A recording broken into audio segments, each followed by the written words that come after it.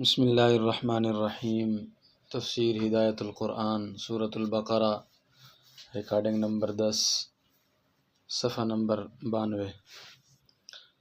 وَإِذْ قُلْتُمْ يَا مُوسَىٰ لَن نَّصْبِرَ عَلَىٰ طَعَامٍ وَاحِدٍ فَادْعُ لَنَا رَبَّكَ يُخْرِجْ لَنَا مِمَّا تُنبِتُ الْأَرْضُ مِن بَقْلِهَا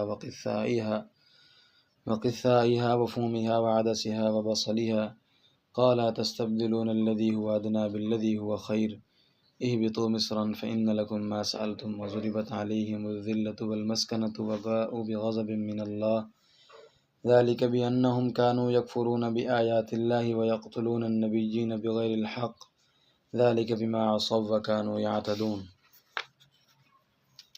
إن الذين آمنوا والذين هادوا والنصارى والصابئين من آمن بالله واليوم الآخر وعمل صالحا فلهم أجرهم عند ربهم ولا خوف عليهم ولا هم يحزنون وإذ أخذنا ميثاقكم ورفعنا فوقكم الطور خذوا ما آتيناكم بقوة واذكروا ما فيه لعلكم تتقون ثم توليتم من بعد ذلك فلولا فضل الله عليكم ورحمته لكنتم من الخاسرين۔ آیات مبارکہ کا لفظی ترجمہ سماعت فرمائیے۔ وَإِذْ قُلْتُمْ يَا مُوسَىٰ لَن نَّصْبِرَ عَلَىٰ طَعَامٍ وَاحِدٍ فَادْعُ لَنَا رَبَّكَ يُخْرِجْ لَنَا مِمَّا تُنبِتُ الْأَرْضُ مِن بَقْلِهَا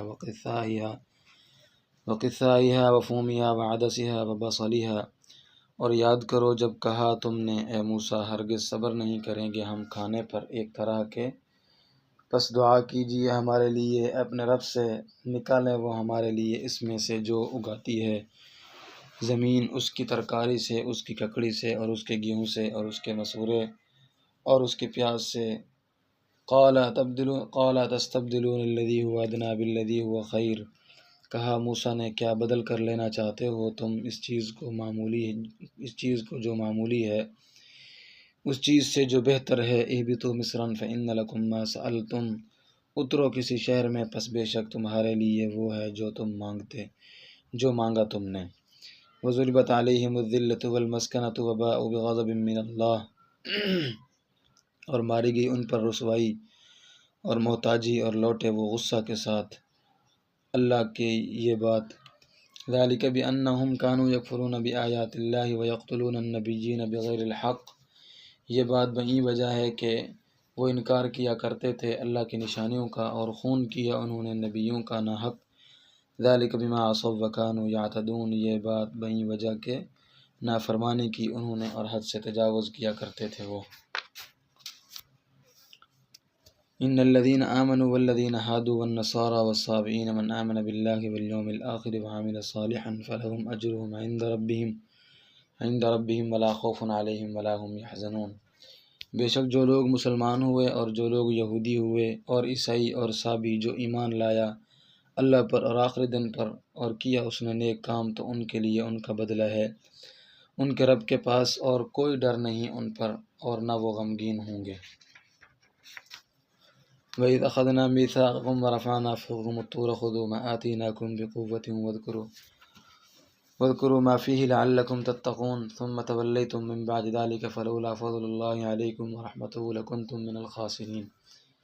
اور یاد کرو جب لیا ہم نے تم سے قول و قرار اور اٹھایا ہم نے تمہارے اوپر طور کو، لو تم جو کتاب ہم نے تم کو دی مضبوطی سے، اور یاد کرو جو کچھ اس میں ہے تاکہ تم متقی بنو، پھر روگردانی کی تم نے اس کے لینے کے بعد، بس اگر نہ ہوتا فضل اللہ کا تم پر اور اس کی مہربانی تو ضرور ہوتے تم گھاٹا پانے والے۔ بنی اسرائیل نے من و سلوہ کو ٹھکرایا تو ان پر رسوائی اور محتاجگی کا ٹھپا لگ گیا۔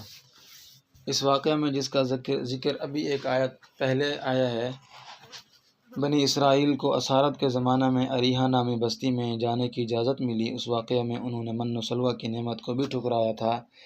جب وہ میدان طی میں من و سلوہ کھاتے کھاتے اکتا گئے تو موسیٰ علیہ السلام سے مطالبہ کیا کہ وہ دعا کریں اللہ تعالیٰ کے لیے زمین میں ترکاری، ککڑی، گیہوں اور مسور اور پیاز اگائیں۔ موسیٰ علیہ السلام نے فرمایا عرش سے فرش پر بیٹھنا چاہتے ہو، بہتر کے بدل کم تر کو لینا چاہتے ہو، پہنچ جاؤ اس شہر میں، وہاں تمہیں چیزیں مل جائیں گی، مگر اس قدر اس ناقدر شناسی کے نتیجے میں ان پر ذلت و رسوائی اور محتاجی و لاچاری کا ٹھپا لگ گیا اور اللہ تعالیٰ ان سے سخت ناراض ہو گئے۔ اللہ کی ناراضگی میں 3 اور باتوں کا بھی داخل تھا۔ من و سلوہ کی نعمت کو ٹھکرانے کے علاوہ اللہ کی ناراضگی میں 3 اور باتوں کا بھی داخل تھا۔ ایک، اللہ کی آیتوں کا انکار۔ جب انہوں نے تورات کو قبول نہیں کیا تو پہاڑ کو ان پر اٹھانا پڑا۔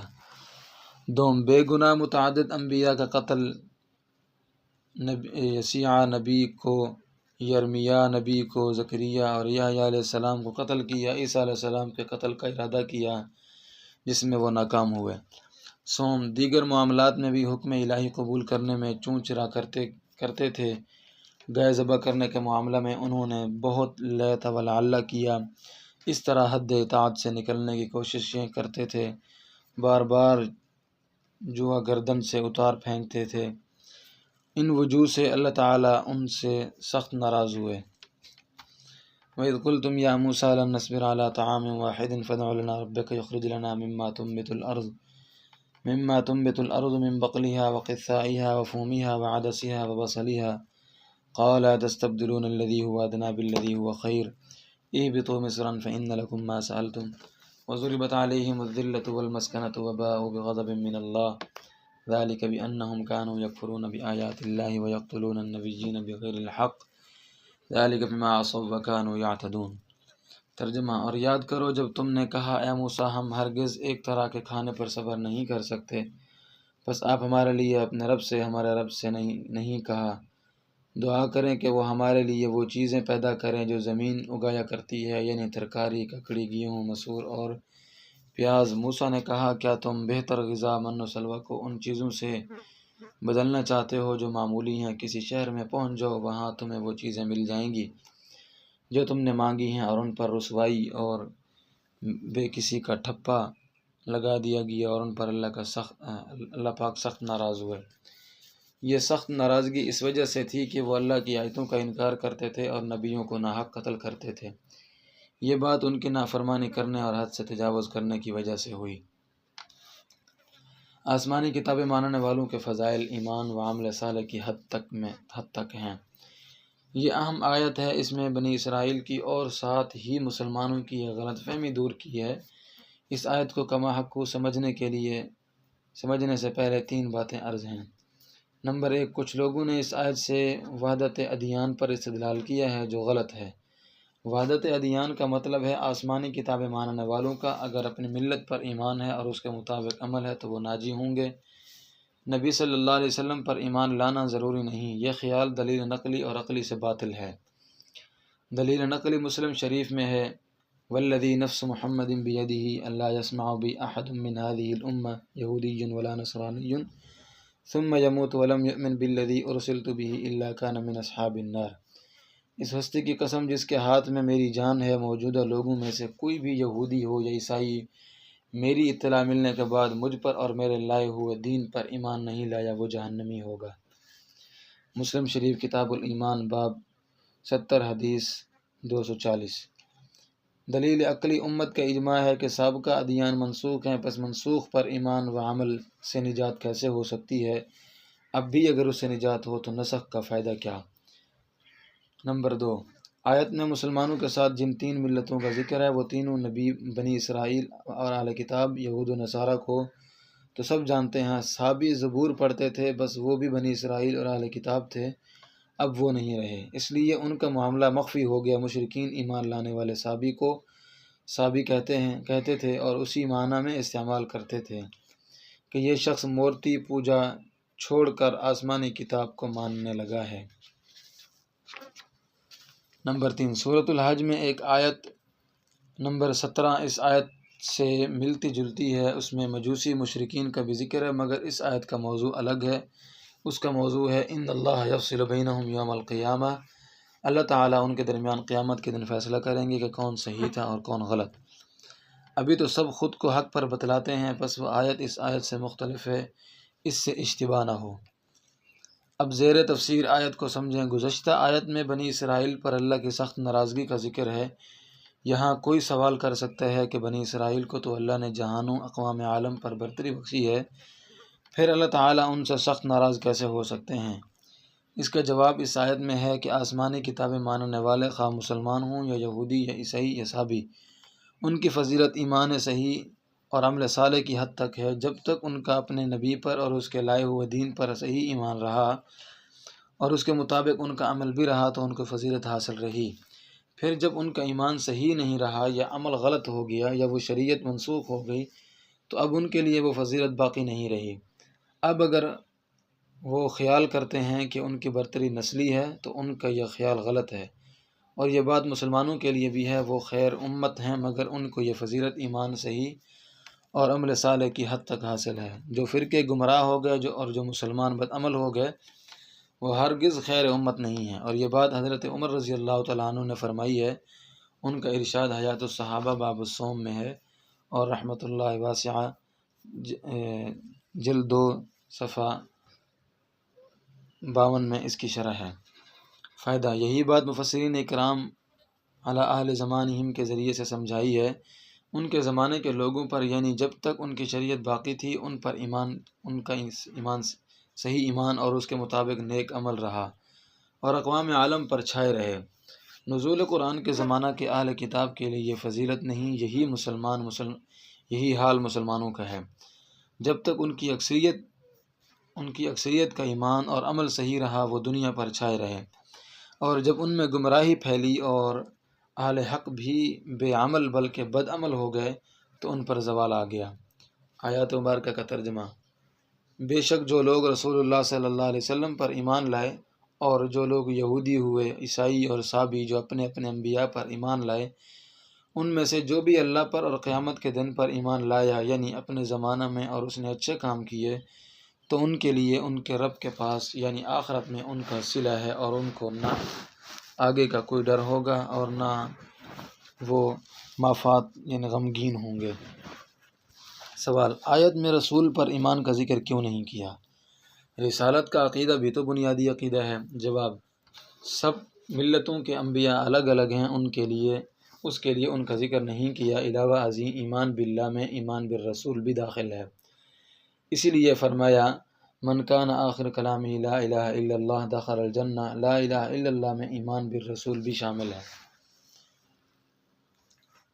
قول و قرار کے بعد بنی اسرائیل نے تورات کو ٹھکرا دیا۔ بنی اسرائیل جب وادی سینا میں پہنچے اور فرعون کی غلامی سے آزاد ہوئے تو انہوں نے موسیٰ علیہ السلام سے مطالبہ کیا کہ ہمارے لیے کوئی آسمانی کتاب لائیے تاکہ ہم اس پر عمل کریں۔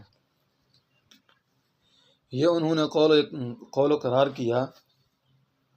اللہ تعالیٰ نے ان کو تورات دی، اس کو قبول کرنے میں ٹال مٹول کیا، کہنے لگے ہم کیسے یقین کریں، یہ اللہ کی کتاب ہے۔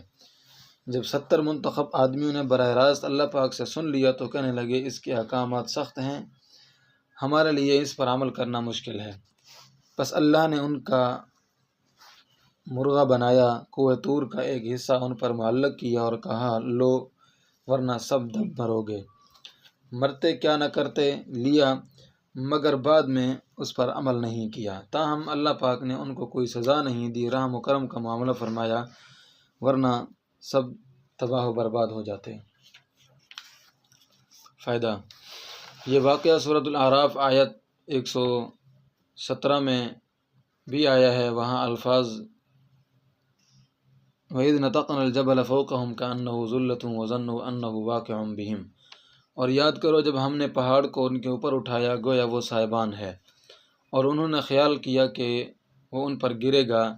رفع کے معنی ہیں اٹھانا اور نطق کے معنی ہیں اٹھا کر ہلانا، جیسے نطق الشیء نون ضا نطقاً کسی چیز کو پھینکنے کے لیے اٹھانا، اور نطق الوعاء کے معنی ہیں برتن کو خالی کرنے کے لیے اٹھا کر جھاڑنا۔ جھٹکنا محض ہلانا اور کپ کپانا اس کے معنی نہیں، اور یہ قدرت خداوندی کی نشانی ہے، جیسے سمندر کا پھٹنا اور اس میں راستوں کا نکل آنا، اسی کا نام معجزہ ہے، اور معجزہ خرق عادت اور مالوف مانوس سے بعید ہوتا ہے۔ پس جس طرح دیگر قدرت کی نشانیوں کو سمجھتے ہیں اس کو بھی سمجھنا چاہیے۔ سوال: پہاڑ سروں پر اٹھا کر تورات منوانا اکراہ فی الدین ہے جبکہ دین میں اکراہ نہیں۔ جواب: اذان سنت ہے، ختنہ کرانا بھی سنت ہے، مگر کسی علاقہ کے مسلمان ان کو ترک کریں تو جنگ کر کے ان کو ان کاموں پر مجبور کیا جائے گا، اور یہ اکراہ فی الدین نہیں ہے۔